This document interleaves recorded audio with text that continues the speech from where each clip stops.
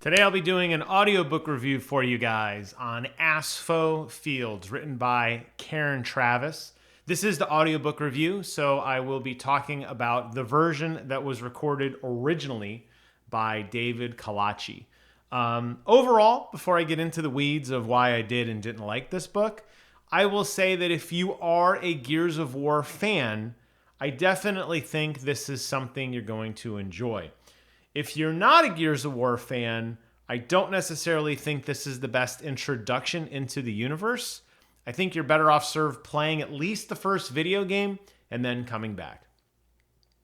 So when I talk about why I am such a Halo fan, and I know this isn't a Halo review, so hold on, let me finish. I talk a lot about the extended universe. Over there, Halo calls that the transmedia universe. Transmedia as in trans across multiple forms of media, whether it be comic books or short stories or blog posts or books. Lots of different ways to absorb snippets of the universe. And when put all together, narrated with my love for the game, you have a very fleshed out universe. This book, written by Karen Travis way back in 2009, is an attempt to begin to fill in some of the gaps of the Gears of War universe. Now, I will say that Gears 1 through 3 are some of the best games ever made. I have played Gears of War 3 more times than I can count, and after listening to this audiobook, I actually want to go back and listen to Gears again. And it's just so funny. My boy Brent made me this Gears coaster years and years ago, and I still use it to this day. That's how much I love this franchise. So I'm glad that I kind of rediscovered my love for the series a little bit through this book. But as I said, as a standalone, it doesn't quite deliver on all the ways that I wanted it to. And for that, I'm a little disappointed. But it does fill in some gaps, and I think it kind of fleshes out the narrative a little more.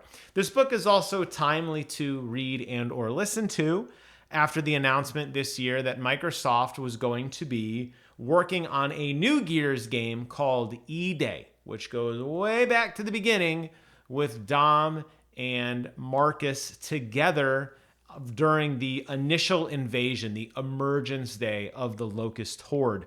And that part of the world, along with the part that happens well before it, the Pendulum Wars, is where a lot of people want to get more information. And this book just begins to scratch the surface of those infamous Pendulum Wars. Now, the Pendulum Wars were a series of time that took place before the game that pitted the Union of Independent Republics, the UIR, up against the Coalition of Ordered Governments, the COG.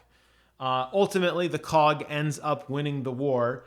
And a lot of details of the war aren't really known. It lasted a very, very long time. It was called the Pendulum Wars because the two teams, or the two groups, seemed to fight back and forth with ever not like a clear winner all the time.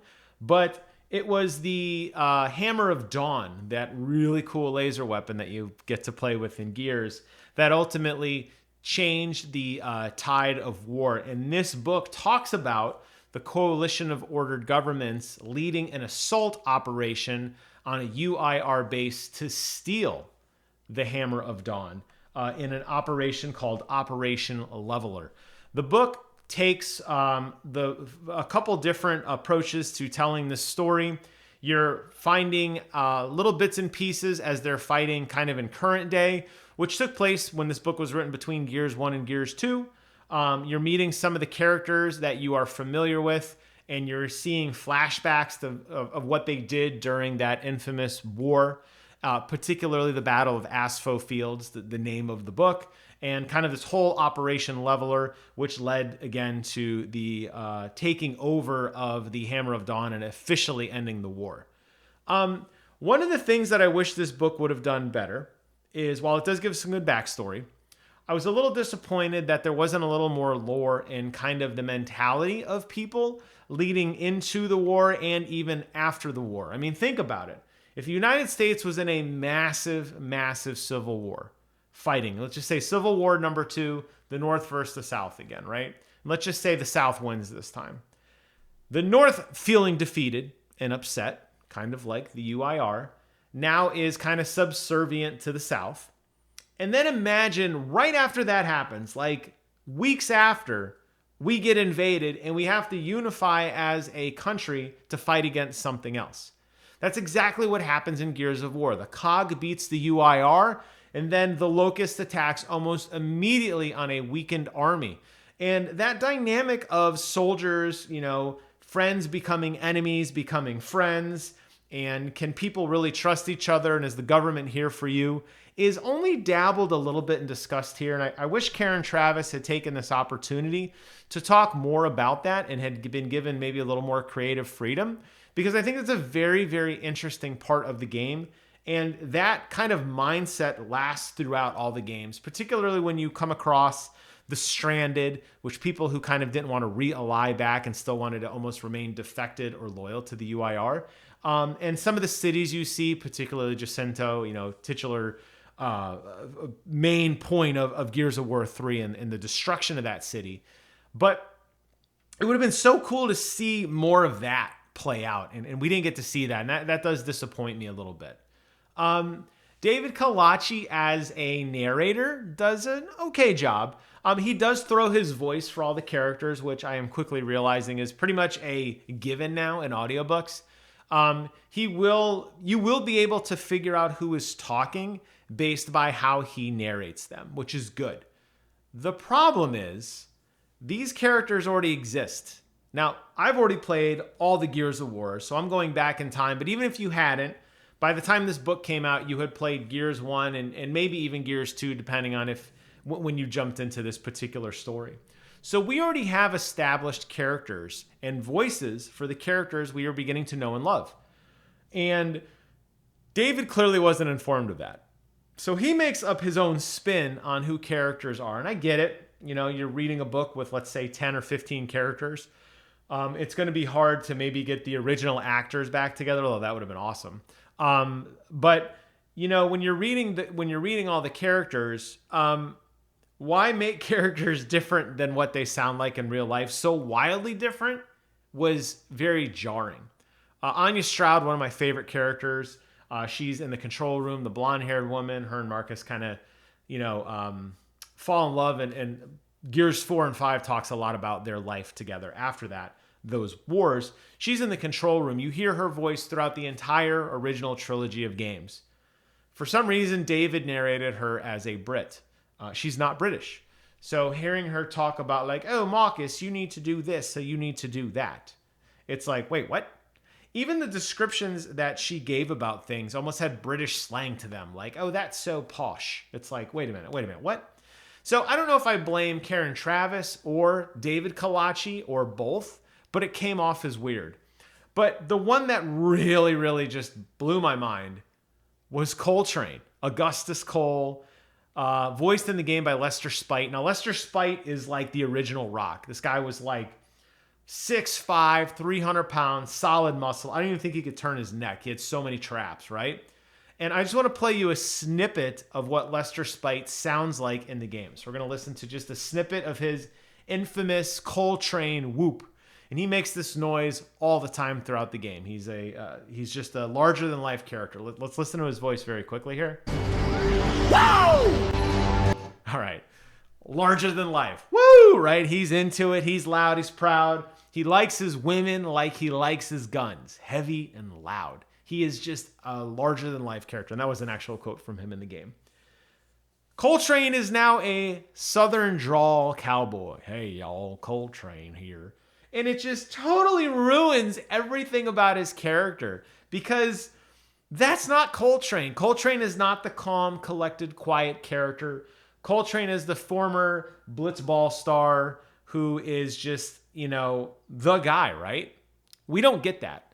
And unfortunately, I feel like that does lean more on Karen Traviss's lack of knowing the characters in the sense that she kind of ruins a little bit of some of how the characters would act, I think, in these situations.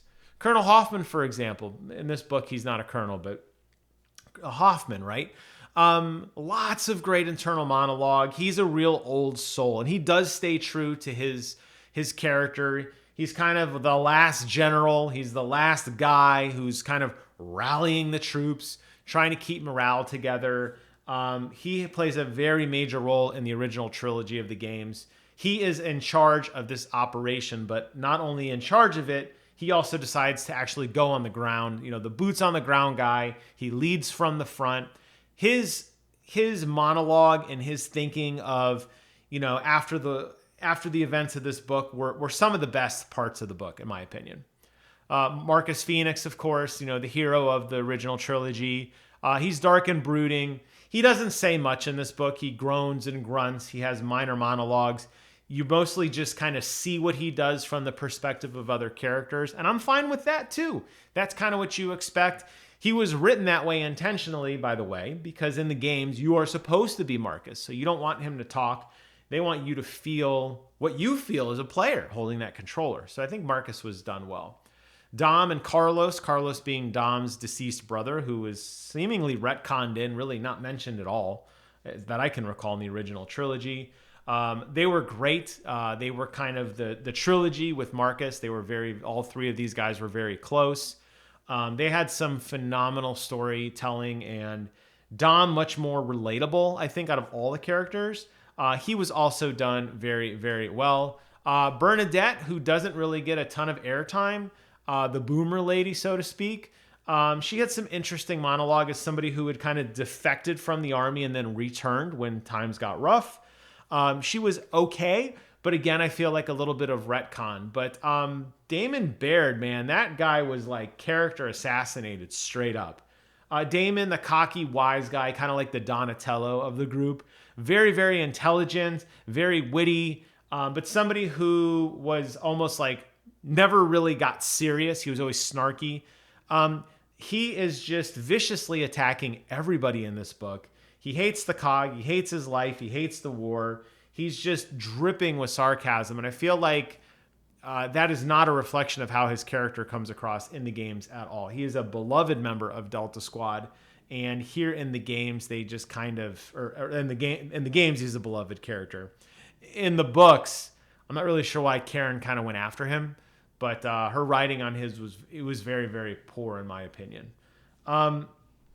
I liked it. Like I said, there's definitely some pros and cons here, but I wouldn't recommend this to somebody who had just started Gears of War. Like, this is a book you read to fill in the gaps. This isn't a book you read to preface you to get into the game. So at a minimum, if you had not played Gears 1, jumping into this book, there are so many things that are just assumed that you know what a Raven is, and you know what a Lancer is, and you know what a Grub is, and you know what a Stranded is. You would know these things because you played the game. They don't explain them in the book. And I'm okay with that. I don't think this book is written for everyone. Obviously, as a kind of a former Gears head who maybe wants to get into it a little bit more again, I could understand. This was written for people like me, and I'm fine with that because I enjoyed it for that sense. But it is hard to kind of close your eyes and picture yourself or picture these characters that I spent hundreds of hours with during the Xbox 360 launch with, talking and acting that way. And it's like, yeah, I don't think I would have written it that way. And I know Karen Traviss, her more recent stuff is amazing. I don't know if this is kind of like her first foray. I don't really know what her transcript is in terms of like when she dived in. But I think she did some of My Boys a little dirty. And that does obviously agitate me. So there you have it, an audiobook review on Aspho Fields. I will be taking a break from Aspho Fields and actually getting back into Dresden Files. Dresden book number 2 is available for me now to download from the library. So we'll pivot back to that. I'm not entirely convinced I want to revisit the Gears of War extended universe after this book. I'll have to think about it. Maybe if the next book is reviewed better, I don't know. But this one didn't leave that like glowing, like, oh my God, I need to drop everything and jump back into the second book in the way that Dresden book number 1 hooked me into book number 2. Thank you guys so much for watching. Take care of yourselves. And until next time, I will see you guys on the other side.